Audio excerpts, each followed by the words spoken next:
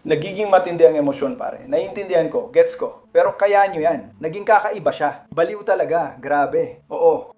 Ang online na alitang ito ay nagdulot ng totoong mga epekto sa isang babae mula West Virginia. Sabi niya, may isang babae raw na nag-hack ng teleponyo niya, nagnakaw ng hubad niyang larawan at gumawa ng Cash App account gamit ang pangalan niya. Pero nang intindihin niya ang sinabi ng isang pulis bilang pagtanggi nitong tulungan siya, tila nawalan siya ng kontrol. Malinaw naman! Hindi mo alam ang batas. Hulihin siya. Palikas pala ka, bro! At sabi nila, palitan mo na lang. Magandang araw. Wala akong magagawa dahil gumawa sila ng cash app gamit ang pangalan ko! Pangalan ko at sinasabi mong wala akong magagawa! Bro.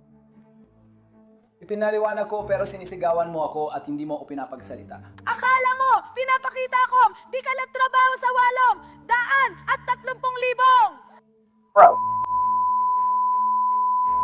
Hindi ko ipinapakita sa'yo, ipinapakita ko yung snap na ginawa nila. Pinapakita ko lahat ng ebidensya, pero ayaw mong makita. Nakuha namin ang nakakabaliw na body cam video. Humanda ka dahil kakaiba ito. Welcome sa Sidebar ng Law and Crime. Ako si Jesse Weber. Katatapos lang ng hating gabi noong Oktubre 2022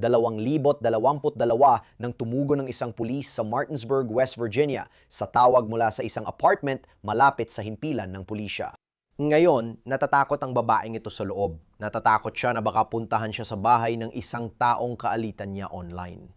Gusto kong ikaw ang magsimula. Dito tayo magsisimula. Pakinggan mo siya habang ipinaliwanag niya sa pulis ang nangyayari. Kamusta? Kamusta ka na? Mabuti may pulis na kakadaling lang dito. Oo. Nausap ko na sila ukol dito. Sige. Kaya ayos lang ako. Sige. Oo, sabi nila tumawag daw kayo ulit. O kung patuloy akong aabalahin ng mga pulis dahil sa babaeng yan, magsasampa ako ng reklamo dahil nasasayang ang oras nyo at naaabala kami ng pamilya ko. Sige. Siya nga. Kakasuhan ko na siya. Kung gusto mo pumasok, kakasuhan ko na talaga siya. Mapapahamak na siya. Ayun sa kanila, inaakusahan nila akong nag-hack ng account niya. Nakita ko na ang pangalan niya. Natampuan na ako. Nauha ko na ang info niya sa Facebook. Dahil sa Snapchat at mga sinasabi niya, parang pilit niyang idinadawit ang asawa ko sa panggagahasa na hindi naman totoo. Hindi niya ginawa yon. Hindi niya siya kailanman hinawakan. Sabi niya sinubukan daw niyang gawin ang isang bagay habang magkatabi kaming natutulog at nandoon ako. Pero hindi talaga nangyari yon. Nang malaman ng kaibigan niya na ako ang nasa likod ng pag-hack sa Snapchat at lahat ng yon, na ginawa ko dahil sinubukan mong idawit ang asawa ko sa isang bagay. Hindi ko ginamit ang account niya para mag-text kanino man. Wala akong ginawa. Parang ganito lang, palitan mo ang pangalan at password niya. Tapos na. Nakuha ko. Meron. Hindi ako yung tipong lumalabag sa batas. Sige. Ginawa ko yun sa Facebook kasi nalaman kong sinusubukan niyang pumunta dito. At dumating siya nung nandito ang pulis. Lumabas yung tagabantay ng park. Na pupunta siya dito para bugbugin ako dahil doon. Sige. At ang kaibigan niya, naka-log out na ako sa account niya.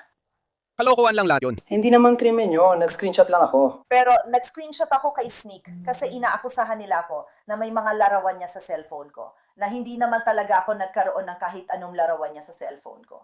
Sige.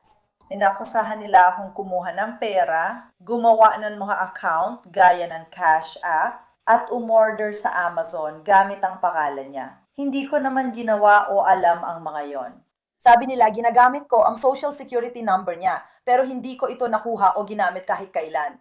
Wala akong kahit ano sa mga bagay na yan. At ang kaibigan niya ang nagsasabi sa kanya ng lahat ng ito. Siguro kinukumbinsi siya ng kaibigan niya na nasa akin ang lahat ng impormasyong ito, kahit 22 taong gulang pa lang ako. Nakatira ako sa ganitong bahay. At paano ko naman magkakaroon ng ganong klaseng kapangyarihan? Alam mo yon, hindi naman ako techie. Parang, wala akong ganong kapangyarihan para gawin ng mga ganon. Sige. Ako ang tumawag sa pulis na malaman kung papunta siya dito kasama ang toxic niyang boyfriend na 40 years old samantalang siya ay 23 lang. Pinagbuhatan pa nga siya nito ng kamay.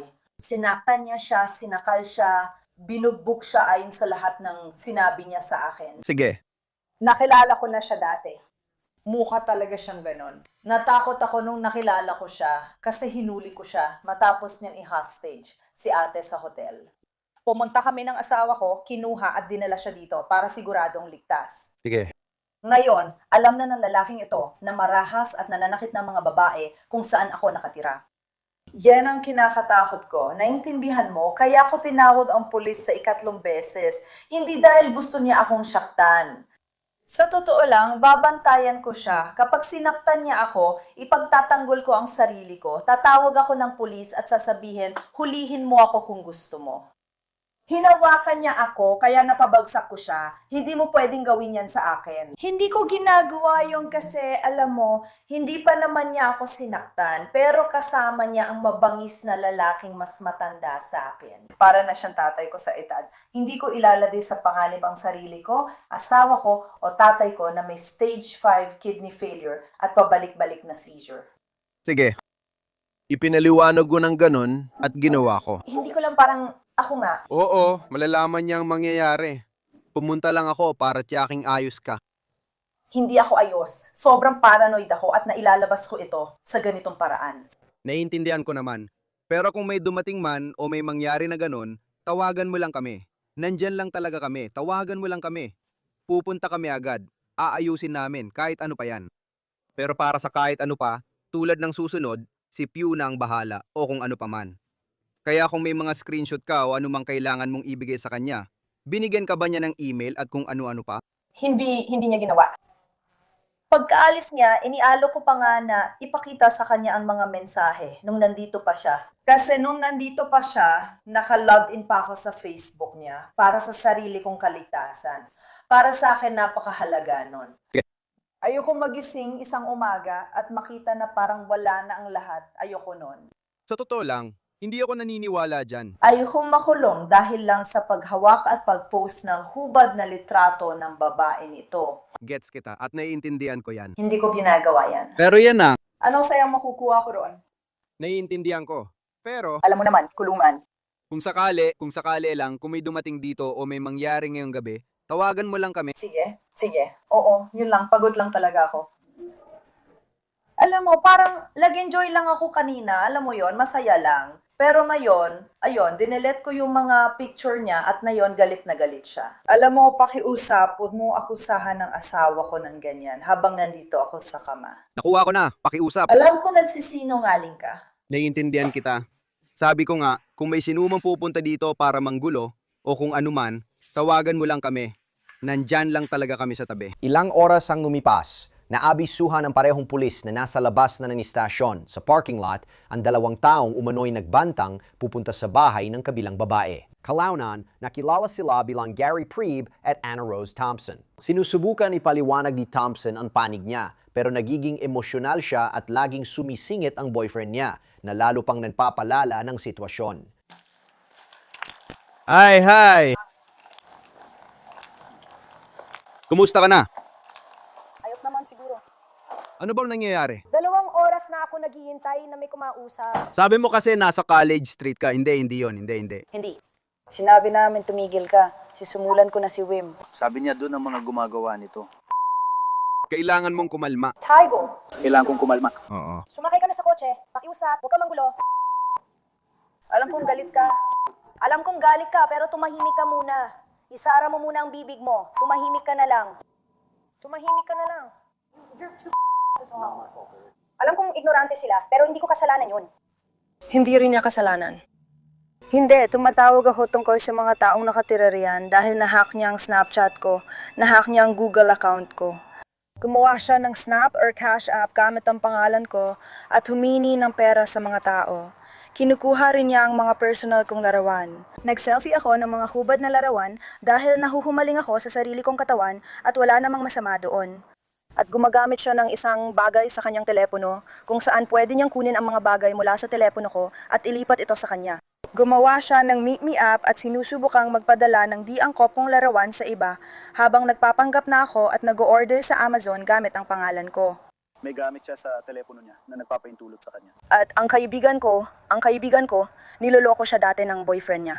Kaya hinayaan ko siyang gawin ang gusto niya at siya ang nakadiskubre ng lahat ng ito para sa akin at ipinapadala niya sa akin lahat ng impormasyon. Hindi ako sigurado paano gumagana yan. Di ko rin alam paano nila mamimirror ang telepono mo maliban sa lahat ng password mo. Nahack niya ang mga email ko. Hindi ko alam kasi hawak niya ang email ko. Pakinggan mang sinasabi ko. Hawak niya ang email ko. Pwede mo ma-hack ang tao gamit ang email nila. Hindi mo ako pinapakinggan, sarili mo lang sinusunod mo, na naiintindihan ko naman. Pero may mga ebidensya ako, na-hack niya ang cellphone ko. Ang cellphone ko mismo, hindi ko siya matanggal, nandyan talaga siya sa cellphone ko. Alam niya lahat ng ginagawa ko, kahit sino ang tinetext ko. Yan lang ang masasabi mong gawin ko. Oo. Pinalitan ko na, pero na-hack pa rin niya ang cellphone ko. Kaya mga tao, ganun talaga. Napapadala siya ng tao sa akin at ipinapadala niya sa mga tao ang mga hubad kong litrato. May cash app pa siya. Gusto mo makita? Ibalik mo siya sa kotse. Tingnan mo, ipapakita ko sa'yo. Wala akong pakialam. Ayoko makakita ng kahit ano. Hindi. Makikita mo ito. Hindi! Makikita mo ito! Hindi! Masama ka. Makikita ito ng maliit mong camera. Tingnan mo, wala akong pakialam. Wala akong pakialam. Huwag mo sa akin ipakita ang kahit anong larawan. Ayaw mo ng ebidensya? Ayan na. Ayoko makakita ng larawan mo na hindi nararapat. Hindi, ayoko makita. Hindi ako tumutukoy sa hindi nararapat. Tinutukoy ko yung cash app. Tapos na ako. Magandang araw sa inyo. Ngayon, sa isang punto, sinubukan ng opisyal na lumayo pero si Preb ay nakasunod agad sa likod niya. Pakinggan mo, sinusubukan kong huminto. Pahingin ang pangalan at batch number mo. Pinapayagan kaming magalit. Ako ay may 44 na bisita. Ako. Wala akong pakialam. Trabaho. Masawani pakaningas. Sumisigaw ka at hindi mo ako inahayaang magpaliwanag. Sige, hindi ko maipaliwanag ang sarili ko. Sinubukan kong magpaliwanag. Sinubukan ko ring ipaliwanag ang sarili ko. Kasi hindi ka nakikinig! Ayaw mong makinig. Wala kang karapatang magsabi ng magandang araw! Kunin ko ang iyong card. Hex. Wala akong card.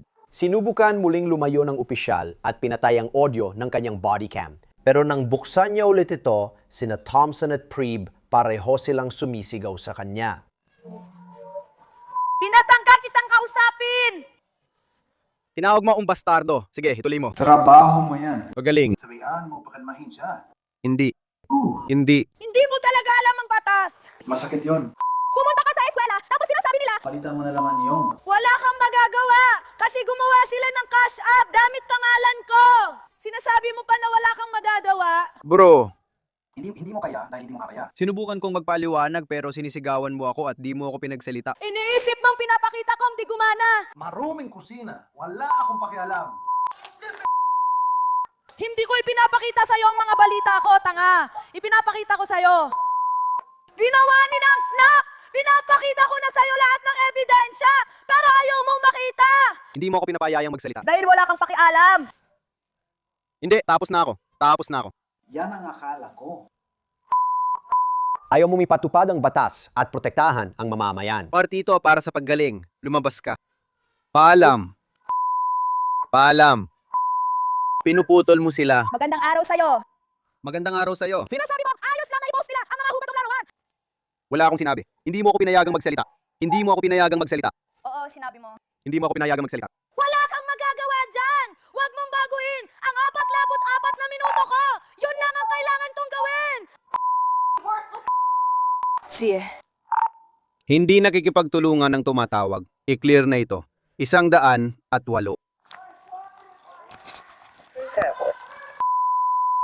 Malapit na siyang makabalik sa istasyon ng pulis, pero nagbago yata siya ng isip. At doon talaga nagsimulang magkagulo ang lahat. Kung magpapatuloy kang sumigaw sa paradahan ko, aarestuhin kita dahil sa panggugulo. Naiintindihan mo ba ako? Diasta! Di ko alam yan! Sira na yan! Oo, ginugulo mo ang katahimikan. Kasong panggugulo yan. Umalis ka kundi makukulong ka. Tinatawag namin umalis. Umalis ka o makukulong ka. Patuloy kang sumisigaw. Umalis ka o makukulong ka. Umalis ka o sumakay sa kotse, kundi makukulong ka. Sumakay ka sa kotse mo. Alis ka lang! Hindi ko kailangang umalis kahit saan. Akin ang gusaling to. Oo, kailangan mo. Umalis ka o makukulong ka. Sumisigaw ka ba? Oo, may karapatan akong mag-video. Oo, may karapatan ka. Buong oras na akong nagbi-video. Kaya umalis ka o makukulong ka. Nasa public place kami. Di kami maingay o nanggugulo. Umalis ka o makukulong ka. Parson. Obstruction. Iwan mo ako! Ngayon, malapit ka na dito! Patuloy ka bang magmumura at sisigawan ako? Hinaharas mo ako! Disturbing the peace yan. Disturbing the peace. Disorderly conduct. Guluhin mo ako! Hinaharas mo ito dahil sinabi kong umalis ka. Sumakay na kami sa kotse nang dumating ka para manggulo! Sinabihan kitang umalis! Obstruction na ba yon? Hindi ka umalis. Obstruction yan. Umalis ka. Tinatangka naman namin umalis. Umalis ka. Kung gagawin mo lang ang trabaho mo. Malulungkot ako! Disorderly conduct pa rin ito. Disturbing the peace. Dadaling ko kayong dalawa sa kulungan. Hindi kayo nakikinig! Sige, gusto mo bang makulong? Papunta lang kami sa aming sasakyan! Ilingon ka na naman ba ulit? Hindi ko ginagawa! Sumakay ka na sa kotse mo o makukulong ka. Wala naman akong ginagawa! Kaya ako ipakukulong dahil ayaw mong gawin ang trabaho mo. Gagawin ko ang trabaho ko. Ikukulong ko kayong dalawa. Hindi mo trabaho yan, kuya! Pare, Hindi naman ako gumagawa ng masama! Bakit mo ako ipakukulong? Wala naman akong ginagawa! Wala naman akong ginagawa. I'm not doing anything. I was... Hindi mo naman ako tinutulungan! hindi, nasaktan ka. Magpapalag ka ba? Wala naman akong ginagawa. Uyalam. Tama na ang pagtulong mo! Hindi mo naman ako sinasaktan! 44 margin, isang pangtutol ko. May ginagawa ka. Tigil. Nagre-record ng mga bagay pagkatapos ng kaunti sa Snapchat. Di! Ego. May isa akong lumalaban. Kumilos ka. Ilagay mo ang mga kamay mo sa likod mo. Ang paradahan sa labas. Ilagay mo ang braso mo sa likod mo. Sa likod ko, baby. Hindi siya. Walang titigil. Lumalayo siya. Oo, ikaw nga. Hindi. Hindi ako, bro. Akin. Lumalayo ka sa akin. Hindi. Hindi ako. Tama na. Yourself, bro! Bitawan mo ako. Inaresto kita. 75 minuto. Dinadala mo ako. Wala naman akong ginawa. Dinadala kita. Hindi ako. Ikaw ang... Inaresto ka. Grab my phone, please. Hindi! Crystal, ulit mo yan! Patuloy pa rin lumalaban. Baby, nasa bulsa ko ito. Kunin mo ang telepono mo. Negatibo. Dahil sabi ko, tumayo ka na. Makukulong ka, tumigil ka na. Wala akong pakialam. Hawakan mo ang telepono ko ngayon!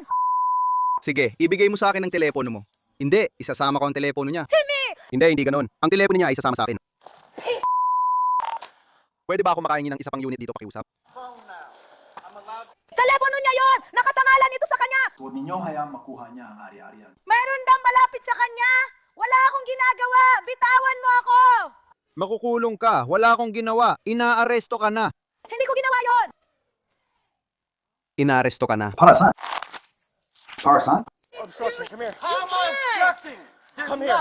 Halika rito. Kailangan niya maging ganoon. Halika rito. Pag-aari niya ito. Halika rito ngayon. Pare, Kailangan nandito siya. inaaresto kita. Halika na. Para saan? Ay, record mo lang yan, mahal. Paano kung mahal lang? Awa ko siya. May pondo ako. Nandito ako para sa'yo. Pinagamit ko sa kanya ang telepono ko! Pag-aralan mo ang batas! Hindi mo alam! Hindi mo ako pwedeng arestuhin! Wala naman akong ginawa! Taffy! Wait! Wala akong ginawa! Sumusumpa ako sa Diyos! Sinta, lumabas ka! Wala akong ginagawa! Sinubukan ka naming kausapin. Anong ginawa ko? Brilyante. Hindi mo ginawa. Tama na. Ibago mo ang daliri mo! Lumayo ka sa akin! Hindi ko kailangan saktan siya.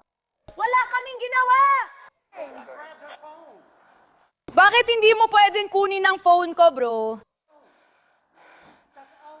Wala kaming ginawa! Hindi niyo ako tinutulungan! Ibinibenta nila ang balita ko! Tumahimik ka. Ibinibenta nila ang isara mo ang bibig mo. Salamat. Isara mo ang bibig mo. Wala akong pake! Let's ka! Obstruction, Pam. Tara na. Kinuha ko ang telepono mo at lahat. Sabi ko ibigay mo pero inila mo at tumakbo. Inaaresto kita. Kinuha niya ito! Matapos tong ihagi sa sahig! Sinabihan ko siya na huwag gawin yon.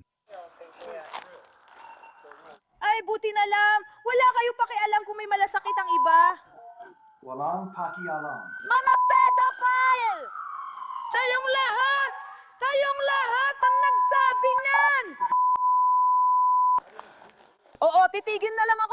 ikaw dahil dyan.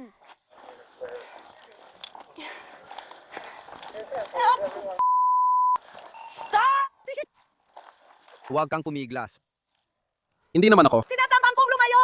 Huwag ka nang pumiglas at tigilan mo na ang pagsigaw. Hindi ako! Kayo ang gumagawa nun! Kayo! Tigil! Huwag mo akong hilahin sa gilid! Nasasaktan ng balikat ko! Pakiusap! Pwede mo bang bitawan ng kamay mo? Nasasaktan mo ako! Nasasaktan mo ako! Nasasaktan mo ako, kuya! Tumigil ka sa pagsasalita. Huwag kang manlaban. Hindi! Sasamay ako! Tigilan niyo ang pagtutulak! Hindi mo kailangang maging abusado! Wala yan sa kapangyarihan mo!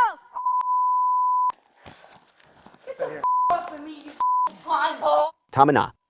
Ikaw, tama na. Umupo ka! Ikaw! Puta ka! Huta ka. Huwag na huwag mong subukan. Wala akong pakialam! Hindi ko alam kung bakit. Hindi ko alam kung bakit. Gusto mo ba ng pangalan ko? Gusto mo malaman ng mga tao ang balita tungkol sa akin? Kaya puta ka! Muntik na mahulog sa lamin ko. Dumiretso ka lang dun, Jay. Ako na ang bahala. Ayusin mo ang pagpapaputok na! Tumahimik ka. Hindi. Sana ginawa ko. Myself with it! May isa akong card para sa bawat isa sa inyo. Nangangaral kayo tungkol sa balita ko na ibinenta. Kinamumuhian kita! Hindi mo kailangan nandito ka! Oo, kaya nga inaaresto ka. Hindi mo kailangan nandito dahil sinungaling ka! Dahil isa kang sinungaling! Dahil isa kang sinungaling, sinasabi mo sa kanila na may ginawa ako, pero wala naman akong ginagawa! Sinubukan kitang kausapin ng maayos bilang isang adulto! Sa pagmumura mo sa akin. At sinungaling ka!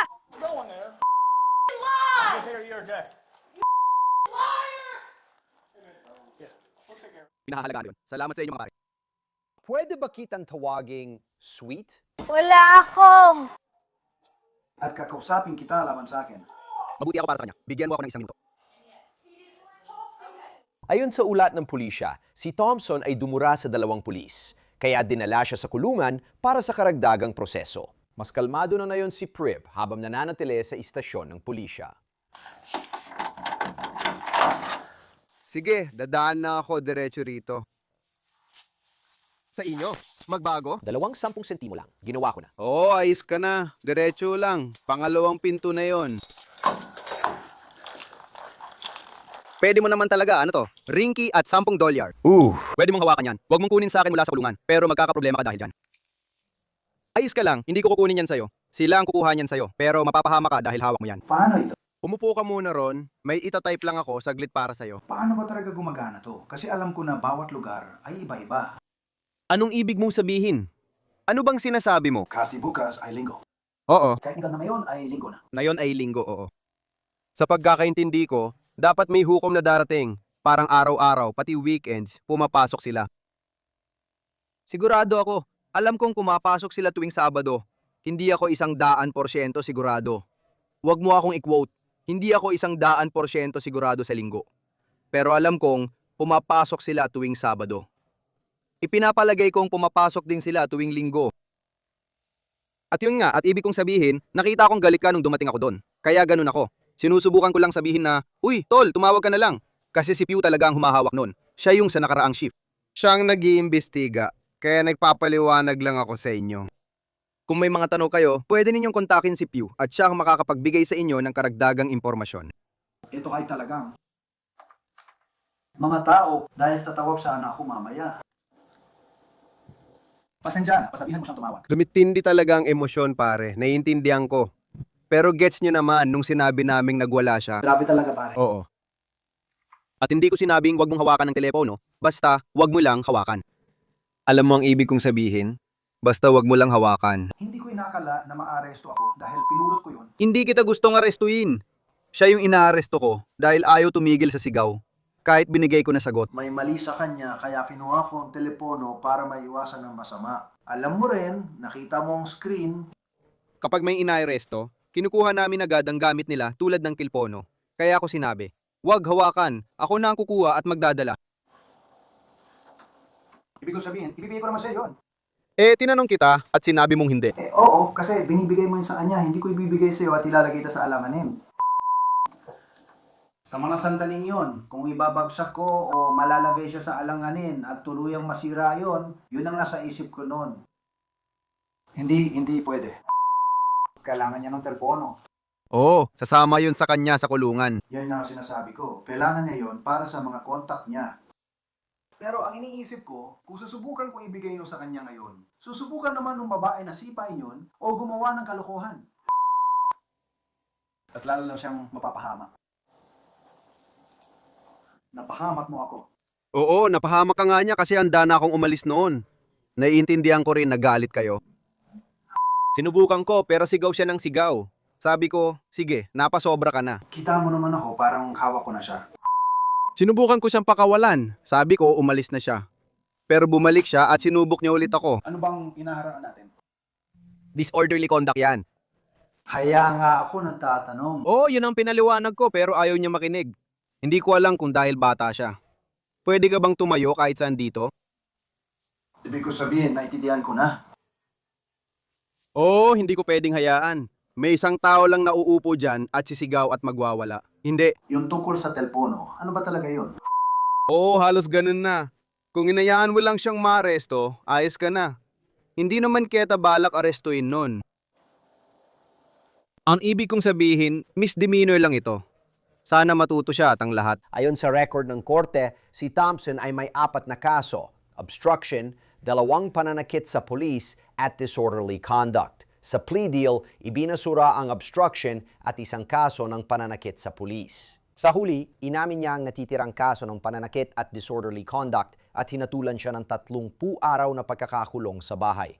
Si Pribay kinasuhan ng obstruction sa police, umamin siya, kaya't naitala sa record niya, ngunit walang ibang parusa ayon sa dokumento ng korte. Pagkalipas ng ilang buwan, inaresto si Prib dahil sa armadong pagnanakaw sa 2 negosyo, kabilang ang isa kung saan tila sinibak siya noon. Parehong lokasyon ng Jackie's Restaurant ang 2 negosyong yon.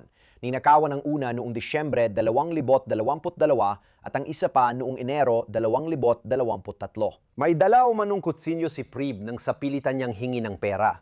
Nahuli siya ng pulis sa hotel room sa Leesburg, Virginia, ayon sa West Virginia Metro News.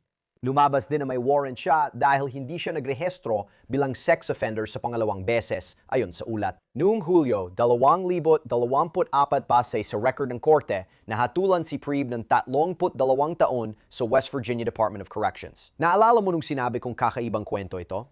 Nakita nyo naman, yang lang muna para sa inyo dito sa Sidebar. Salamat sa panonood, mga kaibigan. Paki-subscribe sa YouTube, Apple Podcasts, Spotify, o saan man kayo nakikinig ng podcast. Mapapanood din kami sa Peacock ng NBC. Sundan ako sa X, Instagram, @NewsNation Show na Jesse Weber Live, Lunes-Biyernes, 11 PM Eastern. Kita-kits, mga kaibigan.